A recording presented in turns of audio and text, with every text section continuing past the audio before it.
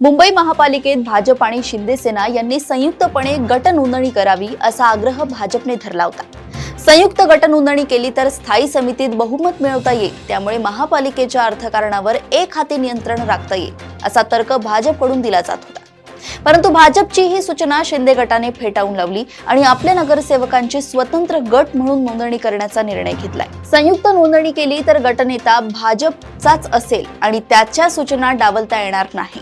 नियमानुसार गटनेत्याचा व्हीप संपूर्ण गटाला लागू होतो आणि तो अवेरल्यास सदस्यपद गोत्यात येऊ शकते।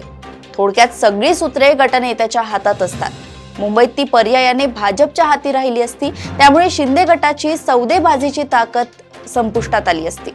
हा धोका लक्षात घेऊन शिंदे गटाने संयुक्त नोंदणी टाळली। अर्थात शिंदे गटाचे हे पाऊल धाडसी असले तरी शिंदेंनी थेट भाजपला आव्हान देण्याचे वेगळे परिणाम होऊ शकतात। कल्याण डोंबिवली ठाणे महापालिकेत शिंदे गटाकडे महापौर पद जाईल असं दिसतंय, परंतु या दोन्ही महापालिकेत भाजपची ताकदही मोठी आहे। भाजपने या दोन्ही महापालिकांमध्ये असहकार्य पुकारले तर शिंदे गटाची नक्कीच अडचण होणार आहे। शिवाय हे असहकार्य आंदोलन केवळ याच दोन महापालिकांपुरते मर्यादित राहील असेही नाही। भविष्यात शिंदे गटाची ठिकठिकाणी अडवणूक केली जाऊ शकते। त्यातच पक्ष आणि चिन्हाच्या संदर्भात लवकरच सर्वोच्च न्यायालयाचा निर्णय येऊ घातलाय। शिवाय शिंदेंना धाकात ठेवण्यासाठी भाजप उबाठाला इशारे करू शकते। भविष्यात भाजप उबाठा मनसे एकत्र आले तर शिंदेंची अवस्था वाईट होऊ शकते।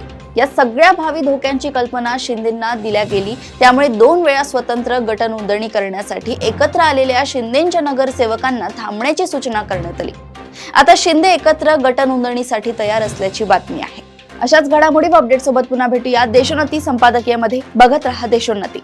नमस्कार।